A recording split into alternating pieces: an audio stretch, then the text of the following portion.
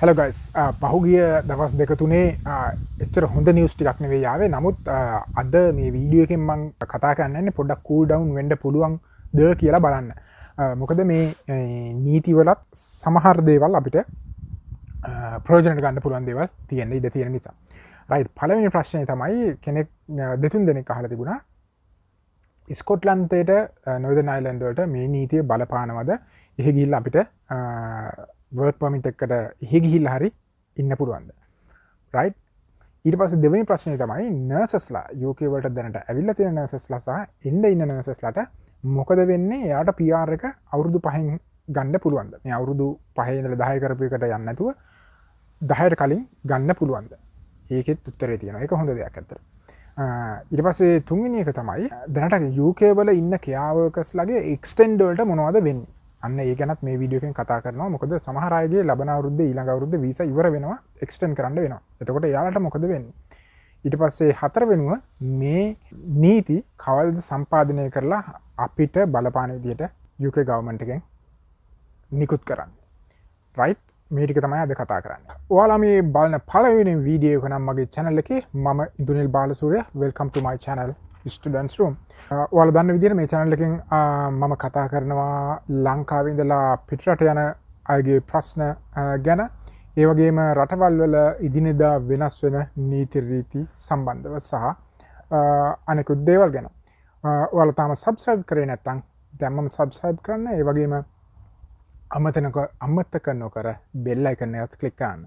එහෙම වුණොත් එන වීඩියෝස් කාටත් කලින් බලන්න පුළුවන්. ඒ වගේම අමතක කරන්න එපා ඔයාලගේ යාළුවොත් එක්ක පිටරටක ඉන්න කෙනෙක් වුණත් එක්ක share කරන්න. එයාලට හරි මේ වීඩියෝස් වැදගත් වෙයි.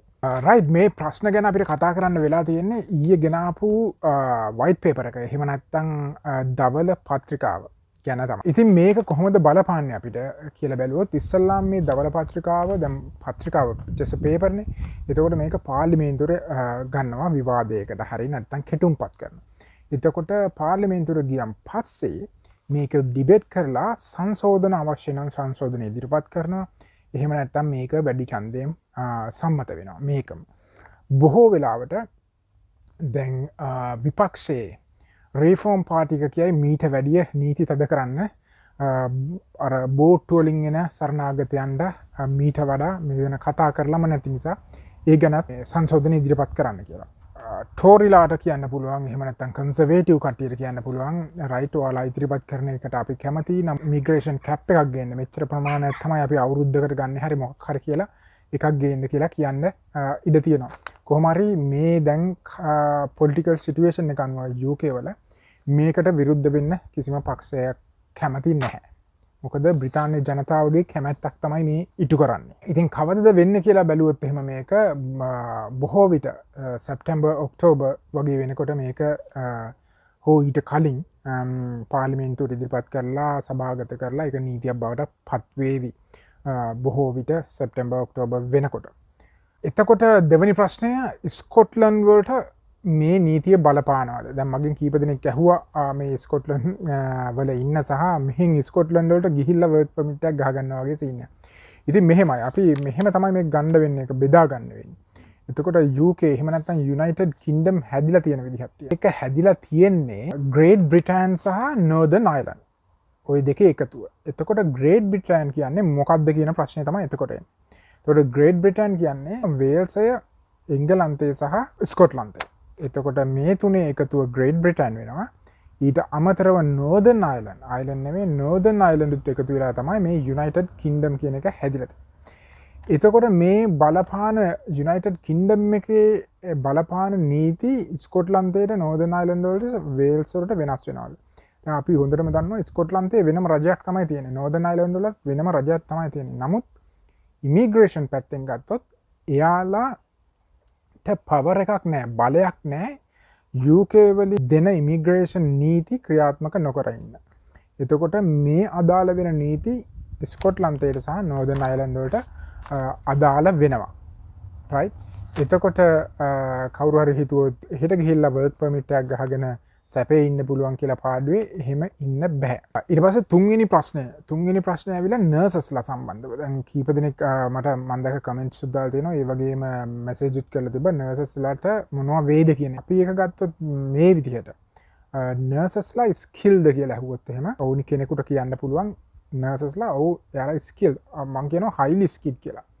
හයිලි ස්කිල් කැටගරියට තමයි නර්සස්ලා වැටෙන්නේ. එතකොට මොකද යාලා සෑහෙන කාලයක් ඒවට මහන්සි වෙලා ප්‍රොජෙක්ට් කරලා ගොඩක් දේවල් කැප කරලා තමයි මේ තැනට ඇවිල්ලා තියෙන්නේ. ඉතින් එයාලා highly skilled ඇත්තටම. එතකොට එයාලට PR එක අවුරුදු 5න් ගන්න පුළුවන්ද කියන ප්‍රශ්නේ තමයි ගොඩක් අය අහන්නේ. NHS එකේ වැඩ කරන nurses ලාගෙන් ඔයාලා ඔය ලිස්ට් එක බැලුවොත් skill list එක ඒකේ තියෙනවා 22.31 ඉඳලා 22.37ට යනකම්ම nurse ලා ගැන තමයි සඳහන් වෙන්නේ. මේ ඔක්කොමලා ස්කිල් කැටගරියට තමයි වැටෙන්නේ. එතකොට ගවර්න්මන්ට් එකේ මේ අලුතෙන් ගෙන ආපු නීතියේ අර ILR එකට එලිජිබල් වෙන ඒකට සුදුසුකම් ලබන කාලේ අවුරුදු 5 ඉඳලා 10ට හැමෝටම ගෙනහිල්ලා තියෙන්නේ. ඩොක්ටර්ස්ලා ඉන්ජිනියර්ස්ලා හැමෝටම. එහෙම වෙනම ස්පෙસિෆික් කරලා නැහැ කාටවත්. 5 ඉඳලා 10ට හැමෝටම ගිහිල්ලා තියෙන්නේ. නමුත් ඒකේ වගන්තියක සඳහන් වෙනවා.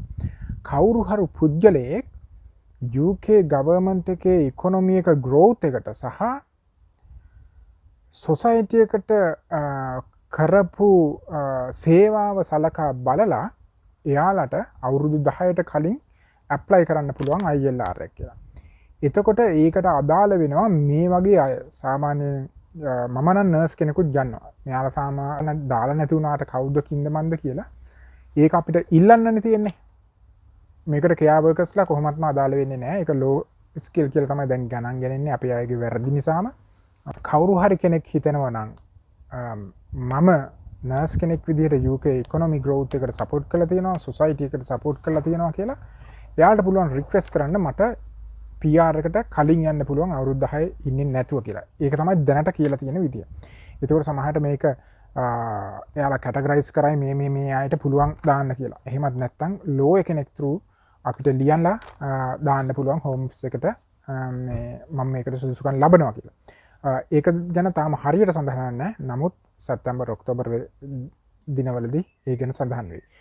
මට හිතෙන විදිහට නම් නර්සස්ලා මේ කියන අඩු අවුරුදු ගානකින් ILR එකට යාමට සුදුසුකම් ලබනවා. නම් කෙයා වර්කර් වීසා සම්බන්ධව මේක ඇවිල්ලා මේ රට තුල ඉන්න කෙයා වර්කර්ස්ලාට. හරි. එතකොට ගවර්න්මන්ට් එකේ මේ පිටු 80 ගානකින් තියෙන වයිට් පේපර් එකේ කෙයා වර්කර්ස්ලා යටතේ අදා විශේෂ වගන්තියක් සඳහන් කරනවා. ඒකේ සඳහන් වෙන්නේ අපි මේ රටේ ඉන්න කෙයා වර්කර් කෙනෙක් නම් උදාහරණයකට ලබන අවුරුද්දේ හරි ඊළඟ අවුරුද්දේ හරි අපිට එනවා වීසා එක්ස්ටෙන්ෂන් එකක්. එතකොට දැන් තියෙන තත්ත්වය අනුව අපිට එක්ස්ටෙන්ස් කරන්නත් බැරි වගේ සීන් යන්නේ මේ කියන්නේ. නමුත් මේක ඇඩ් කරලා තියෙනවා. එහෙම ඉන්න අයට වාසියක් වෙන විදිහට. මොකක්ද ඒ වාසිය? අපි හිතමු එක්කෙනෙක්ගේ වීසා එක අවුරුදු තව 2කින් ඉවර වෙනවා. 2027 දී ඉවර වෙනවා. එහෙම නැත්නම් 2026 ලබන අවුරුද්දේදී ඉවර වෙනවා අවුරුදු 5 වීසා එක. හරිද? එතකොට ILR එකට දැන් තියෙන විදිහට යන්න බෑනේ. ලබන අවුරුදු 5 සම්පූර්ණ වුණත් ILR එකට දාන්න බැරි වෙනවා. එතකොට ගවර්න්මන්ට් එකෙන් විශේෂ සහනයක් දීලා තියෙනවා. ඔයාලට මෙහි ඉන්න අයට UK වල 2028 වෙනකන් රිනිව් කරන්න. හැබැයි 2028න් පස්සේ ඔයාලට රිනිව් කරන්න බැරි වෙනවා. කම්පැනි එක තිබ්බත් නැතත් 2028න් පස්සේ අලුත් රිනිවල් නැති කරනවා කෙයා වර්කර්ස්ලාට. ගවර්න්මන්ට් එකේ ප්ලෑන් එක තියෙන්නේ මේ අවුරුදු දැන් 2025 නේ මේ අවුරුදු 3 ඇතුළත මෙහි වර්ක් ෆෝස් එකක් හදන්න. ඉතින් සමහරට ඒ රීති මේ වෙනස් කරන්න ඉඩ තියෙනවා ආපහු ගෙන්නන්නත් ඉඩ තියෙනවා 2028න් පස්සේ. එතකොට ගවර්න්මන්ට් එක 2028 වෙනකන් ඔයාලට chance එක දීලා තියෙනවා වීසා රිනිව් කරන්න. 28න් පස්සේ රිනිව් කරන්න බෑ. 2028 දී අවුරුදු 5 සම්පූර්ණ වෙනවා නම් තව අවුරුදු 5කට වගේ ගහගන්න පුළුවන් නම් වැඩේ ගොඩ.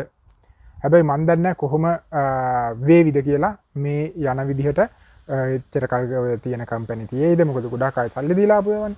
එහෙම නැත්නම් වෙන කම්පැනියක් හට හරි වාට ස්විච් වෙන්න පුළුවන් නම් ඒකත් ලොකු අවස්ථාවක්. මට හිතන විදිහට මේ අවුරුද්ද දෙක ඇතුළත ගොඩක් වේකන්සිස් හැදෙයි මේ රට තුල ඉන්න අයට ස්විච් වෙන්න අවශ්‍ය නම් හොඳ කෙයා හෝම් වලට හරි සල්ලි නොදී යන්න පුළුවන් තැන් වලට ඒ වගේ දේවල් වලට ගොඩක් ඕපන් වේවි. right guys, මේ ටික තමයි ඔයාලත් එක්ක ෂෙයා කරගන්න තියෙන්නේ.